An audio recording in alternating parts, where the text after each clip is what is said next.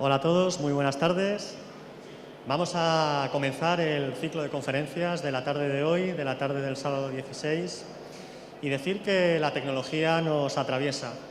El ser humano se caracteriza precisamente por la tecnología, algunas tan imperceptibles como las palabras que estamos usando ahora o las palabras que pintamos, es decir, las palabras que escribimos. Son tecnologías que tenemos tan interiorizadas que son extensiones de nuestras propias capacidades. Son la externalización de nuestra memoria, de nuestra capacidad de movernos e incluso de nuestros silencios, de los secretos que guardamos, y también la creación de la tecnología alberga grandes historias de personas que bajaron al infierno y ascendieron hasta el cielo. De todo esto nos van a hablar los siguientes invitados a la Mobile Week de Alcalá. Juan Carlos López, director de la Cátedra Indra en la Universidad de Castilla-La Mancha. Samuel Álvarez, cofundador del Grupo Innova y de Cyberintelligence. Y César Sánchez, vicerrector de la Universidad de Castilla-La Mancha. Todos ellos aquí presentes gracias al apoyo del Colegio Oficial de Ingenieros de Telecomunicación aquí en la Mobile Week de Alcalá. Prepárense para ver nubes que descienden, para vivir sin ser hackeado o para descubrir por qué el wifi que disfrutamos le debe mucho a Hollywood. Por favor, bienvenidos. Gracias.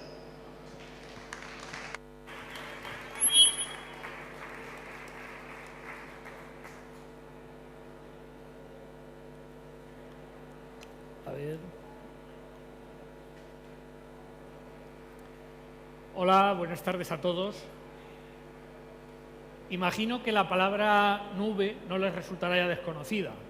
Prácticamente hacemos todo con la nube y nos movemos en un entorno totalmente abstracto que desconocemos con cierta comodidad, ¿no? Pero, ¿qué es exactamente la nube?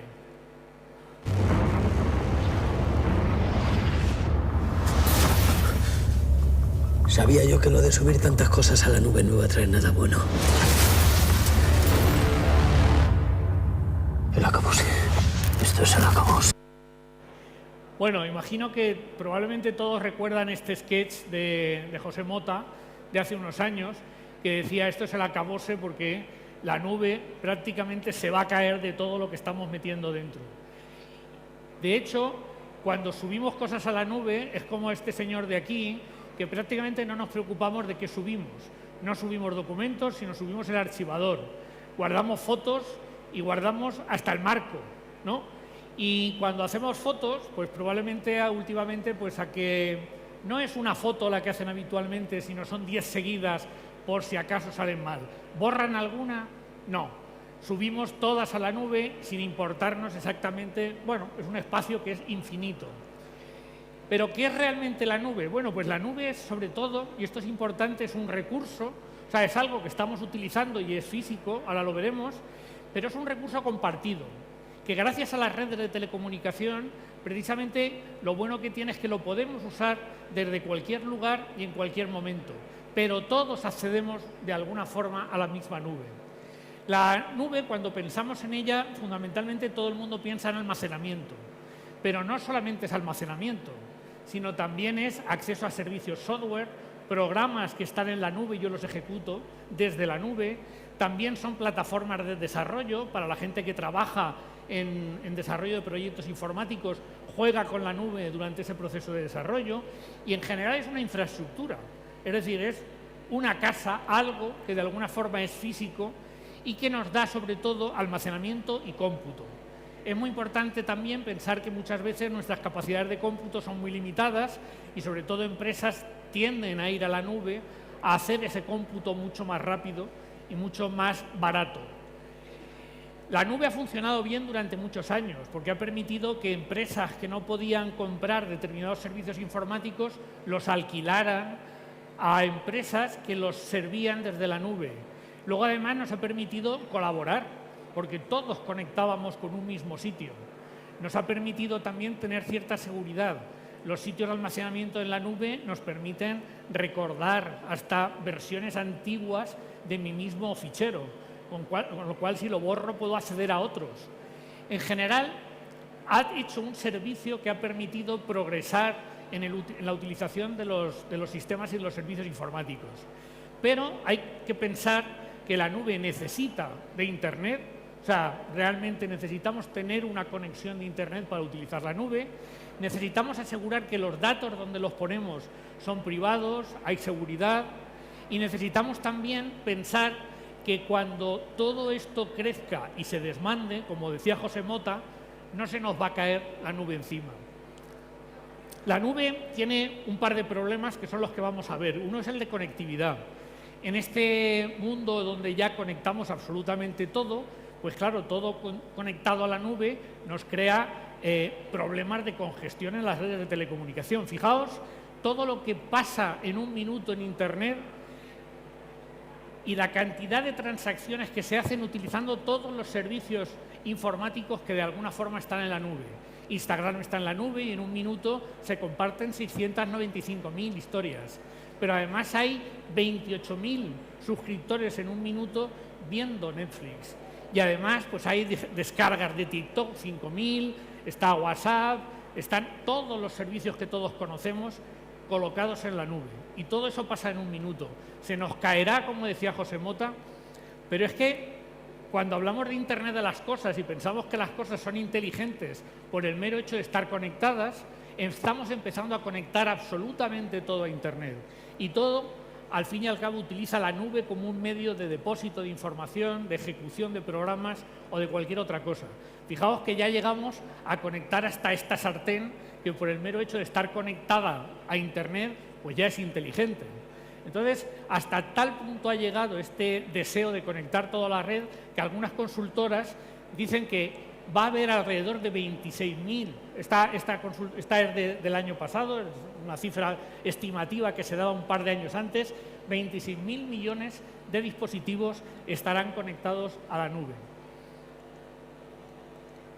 Entonces, sin embargo, si nos fijamos en qué pasa exactamente cuando nos conectamos a la nube, tenemos ahí todos esos dispositivos que están intercambiando información. Cuando crece el número de dispositivos conectados a Internet, la información que fluye por las redes de telecomunicación están mucho más cargadas porque se transmite mucha más información. Ojo, que además ahora ya no nos conformamos con transmitir un mensaje. Cuando mandamos por WhatsApp ya mandamos un vídeo entero, que es mucha más información.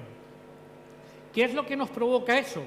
Pues congestión en las redes, que las cosas no sucedan a la velocidad que a nosotros nos gustaría, empezamos a notar cierta pesadez.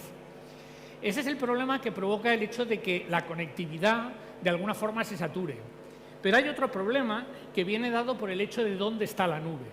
Fijaos, esto es una imagen de los CPDs, aquí no están los nuevos que están previstos en construcción de Google, y veis dónde están colocados todos los CPDs de Google. Bueno, Google no es el único proveedor de servicios en la nube.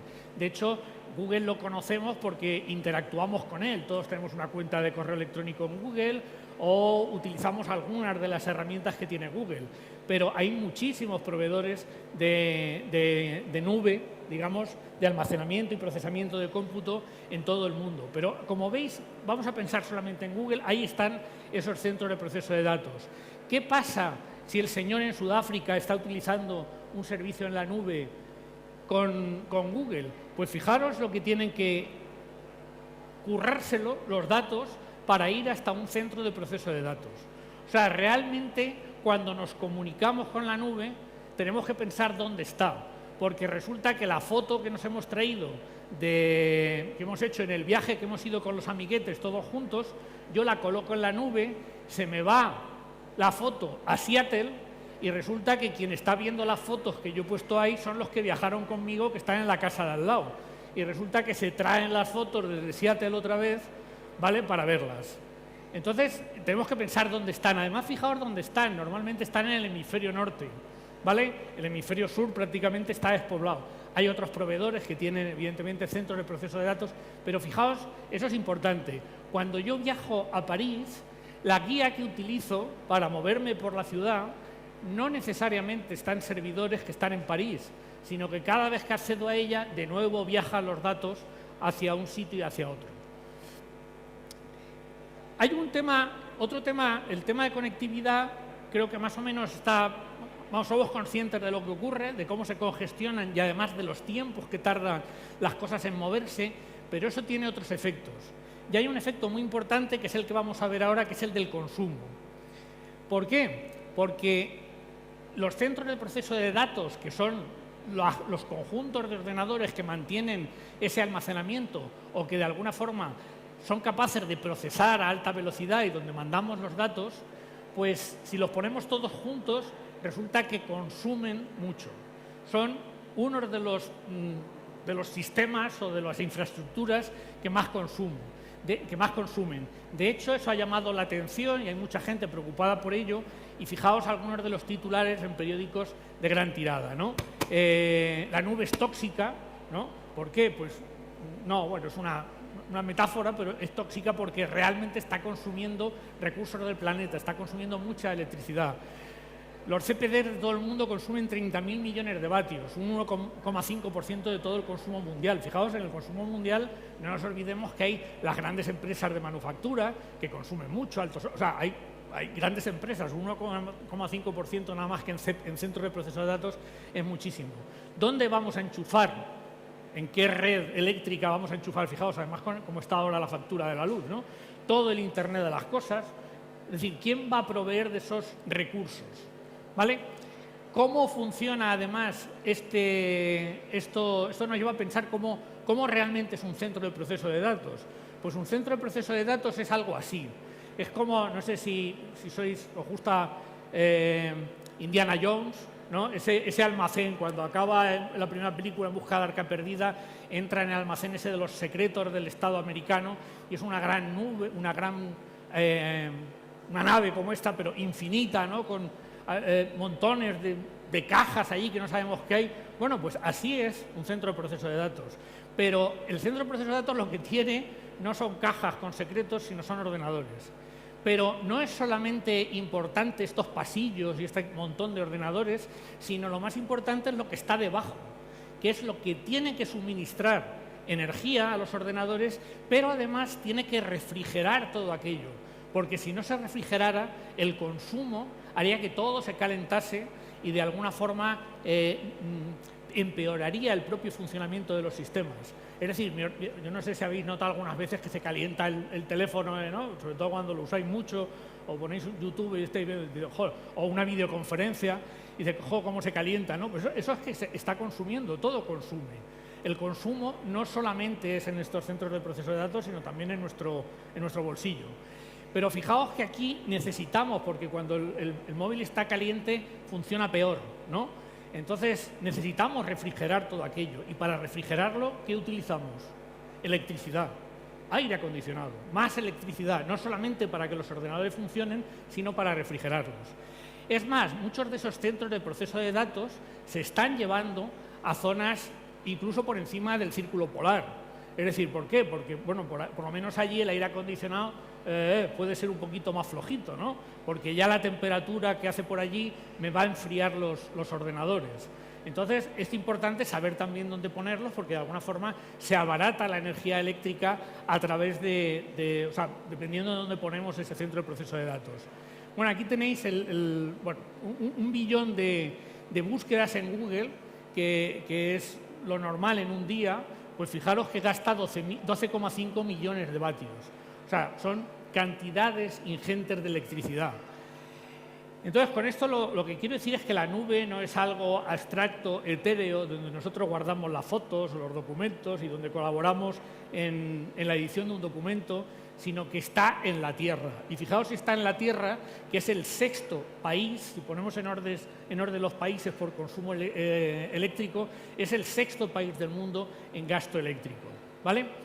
Entonces eso hace que gente pensara y dice, bueno, oye, ¿y si esto lo organizamos de otra forma?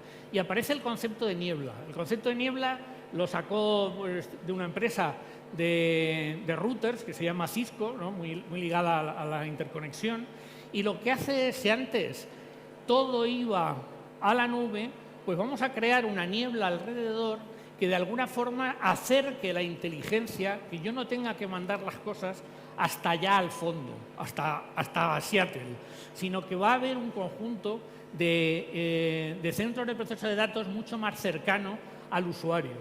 Y esos son, digamos, lo que se llaman nodos en la niebla. ¿Qué es en el fondo la niebla? Pues son nubecitas. O sea, si antes todo iba allí, pues ahora vamos a crear unas nubes intermedias mucho más cerca del usuario. Eso además lleva a un modelo de computación que es mucho más cercano, que incluso lo que está intentando hacer es que sean los mismos dispositivos los que puedan procesar los datos. Cuando uno a un teléfono le dice OK Google o Oye Siri o Alexa, ¿no?, mi voz para procesarse no se procesa en la bolita de Alexa, sino que va a la nube, se reconoce lo que estoy diciendo y vuelve y me contesta. Entonces eso es un gasto de energía en todo el trasiego, porque en todo el trasiego se gasta energía, pero además de alguna forma estoy consumiendo recursos de la red de telecomunicaciones, porque estoy usando, nada más que cada palabra que hablo, estoy utilizando la red de telecomunicaciones para que el dato vaya y vuelva. Entonces lo que se intenta es dotar de esa inteligencia, que no tenga que ir el dato tan lejos, sino que pueda ir más cerquita y además vuelva más rápido, ¿vale? Y no congestione la red. Y eso es lo que empezó a hacer también Microsoft hace unos años, que empezó a enterrar, a hundir centros de procesos de datos chiquititos, estas cositas que veis aquí, en el mar, ¿vale? Y además los colocaba normalmente en lugares costeros donde hay mucha población. ¿Por qué? Porque donde hay mucha población se requieren muchos servicios en la nube y en vez de tener que ir a un centro de proceso de datos grande, se quedaba en uno de estos chiquititos que atendía a una población suficientemente amplia. Bueno, pues estos pequeños centros de proceso de datos han estado funcionando durante un par de años, los acaban de sacar algunos de ellos, ya veis cómo salen, ¿no? Aquí están limpiándolos. Y la tasa de fallos que ha tenido este procesador durante todo este tiempo ha sido mucho menor, una octava parte, que la tasa de fallos de un centro de proceso de datos grande. O sea, que funciona bien. Y además, a ver si sabéis qué, al hundirlo en el mar, ¿qué he hecho? Refrigerarlo. ¿Vale? ¿Por qué? Pues porque ya sabéis que el agua está a una temperatura mucho más baja que como se calientan los procesadores y me ha permitido que los sistemas de refrigeración propios del centro de proceso de datos sean mucho menos, o sea, consuman mucha menos energía, ¿vale? Bien, pero lo cierto es que esto sigue creciendo y de alguna forma nos tenemos que plantear cómo son esos nodos en la niebla, cómo hacerlos más eficientes, porque no vale con que hagamos una réplica de los otros, sino hay que, bueno, pues intentar darles una vuelta para que sean mucho más eficientes. Y aquí es donde vamos a introducir, para los que no lo conozcáis, pues un concepto nuevo, que es el procesamiento mediante hardware.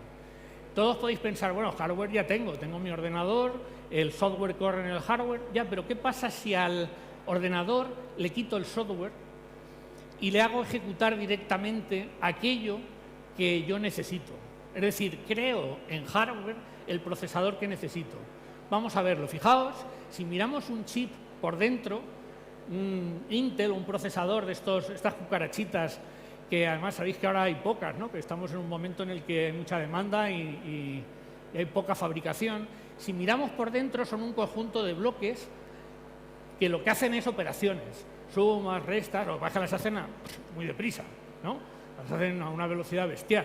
Pero con ese mismo chip, con el Intel que tengo en mi ordenador, puedo ejecutar un programa de procesamiento de vídeo, puedo ejecutar un programa de encriptación, puedo utilizar un programa de gestión de las comunicaciones, puedo hacer todo, porque es lo que se llama un procesador de propósito general. Es decir, con software puedo hacer que ese procesador haga cualquier cosa. Pero esto es igual que, fijaos, yo no sé si conocéis a este hombre, este ha sido uno de nuestros grandes campeones de triatlón, ¿vale? Se llama Gómez Noya. Ahora, bueno, lo ha sucedido, tenemos otro nuevo que también está al mismo nivel, pero fijaos que este hombre lo que hacía en el triatlón es, por un lado, correr, por otro, montar en bici, por otro, nadar. Es decir, su cuerpo hace bien esas tres cosas, ¿vale? Es capaz de hacer todo razonablemente bien y en una prueba de triatlón, pues gana. Pero ¿qué pasa si lo comparamos con Abel Antón corriendo, uno de nuestros campeones de maratón? Los más mayores seguro que lo conocéis, probablemente los más jóvenes os cueste más. Lo mismo digo de Indurain, este es de mi época y es uno de mis ídolos, pero Indurain era muy bueno en la bici. Pero ¿qué pasa? No sueltes a Indurain en una piscina. O sea, no sé si se ahoga, pero bueno, no va a nadar tan bien como Mireia Belmonte, a la que sí reconoceréis, ¿no?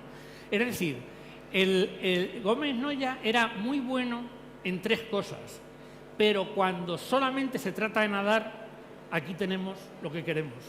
Cuando se trata solo de montar en bici, este es mucho mejor. De hecho, he puesto a estos 3 porque ahora veremos que hubo una prueba en la que participaron. Esto es lo mismo que si, por ejemplo, lo que hago es, en vez de utilizar este procesador que hace todo bien, utilizo procesadores muy concretos que hacen cosas concretas muy bien. Un procesador de gráficos hace muy bien el procesamiento de vídeo, pero él solo, no necesita a nadie. Un procesador de criptografía, estos son diseños que hemos hecho nosotros, un procesador de criptografía hace muy bien la criptografía, pero no le pidas que haga otra cosa, porque es como Indurain cuando lo tiras a la piscina, ¿vale? Esto es un chip de comunicaciones que no le pidas que haga bien sumas y restas, o que haga bien procesamiento de textos, ¿no? Porque no, esto no sirve. Tienes que irte a uno general y ponerle el software. Al fin y al cabo, de lo que se trata, si esto es un procesador que tiene un programa, el programa se va ejecutando ciclo a ciclo, ¿no? Es un relojito que va marcando paso a paso cómo funciona. Y fijaos que aunque a nosotros nos parece que funciona solamente el programa que estamos ejecutando, se están ejecutando muchas cosas. Se está ejecutando el sistema operativo, ese Windows, ¿no?, que tenemos ahí omnipresente, ese está corriendo en el procesador. Está corriendo pues una aplicación para un robot, pero está corriendo también pues una cosa que hace sensores o el procesador de texto Word. Todo eso lo hace muy rápido y la sensación que tenemos nosotros es que trabaja para nosotros solos, pero no, está haciendo muchas cosas. ¿Qué pasa si a esto queremos que vaya más rápido? Pues que le tenemos que dar más caña. Es decir, a Gómez Noya, para que nade a la velocidad que nada Mireia Belmonte, hay que cogerle al corazón y decirle, tío, más rápido, bombea más. ¿Qué pasa? Que el tío se agota. ¿Qué pasa con un procesador cuando le dan más velocidad para que vaya mucho más rápido? Pues que consume más, porque cuanta más velocidad, más consumo hay. Como Gómez Noya. Gómez Noya se pondría a 1000 el corazón si lo ponemos a nadar con Mireia Belmonte y jamás llegaría a esa velocidad, pero eso sí, consumiría calorías por un tubo y se quedaría exhausto, ¿vale?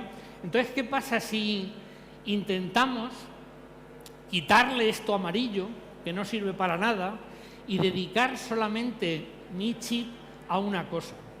Y esa una cosa es como si a Gómez Noya, cuando necesitamos montar en bici, ponemos a este tipo, cuando necesitamos correr, ponemos a este, y cuando necesitamos nadar, ponemos a ella, ¿vale? Es decir, elegimos en cada momento aquel que queremos.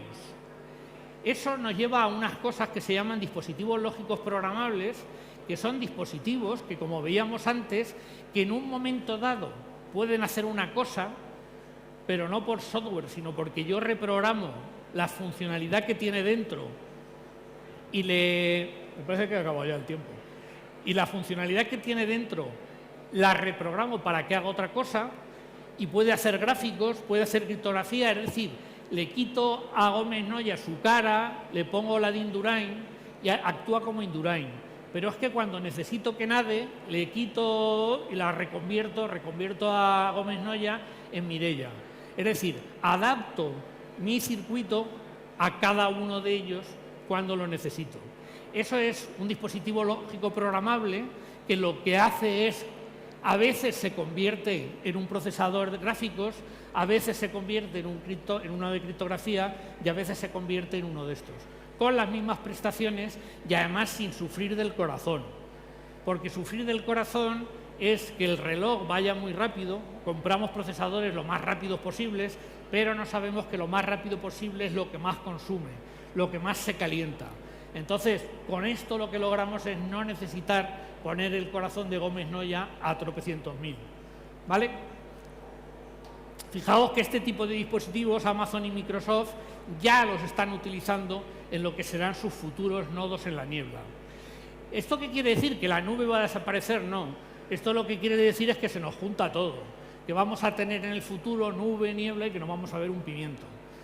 O lo que es lo mismo, que vamos a ser capaces de utilizar cada cosa cuando más nos interese, siendo mucho más eficientes, cuidando más el planeta y además, sobre todo, trabajando de la mejor forma posible, con Indurain cuando lo necesitamos, con Gómez Noya en otro momento o con Mireia cuando la necesitemos. Es decir, vamos a poder cambiar, y en eso es en lo que se está trabajando, cómo balancear la carga de procesamiento en Internet para que en cada momento cojamos aquello que mejor se necesita y se adapte. Pero lo que es importante es que pensemos que esto es lo que nos va a hacer ser más eficientes en consumo y también congestionar menos las redes de comunicación. Bueno, para acabar me gustaría acabar con una frase, porque normalmente cuando hablamos de ciencia yo creo que es importante que recordemos que si consultamos Internet, en Internet todo puede ser mentira.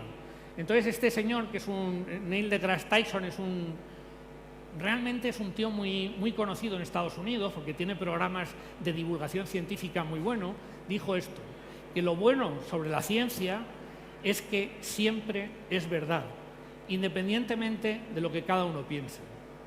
Entonces, qué gran verdad, pero para ser sincero, yo no sé si este señor dijo esta cosa, porque yo lo he sacado de Internet.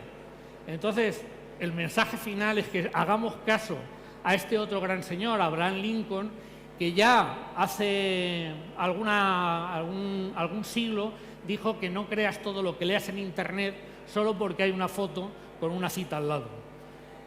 No sé si este señor evidentemente dijo esto cuando no había Internet, pero lo que sí es cierto es que no nos creamos todo lo que leemos y buscamos en Internet. Muchas gracias.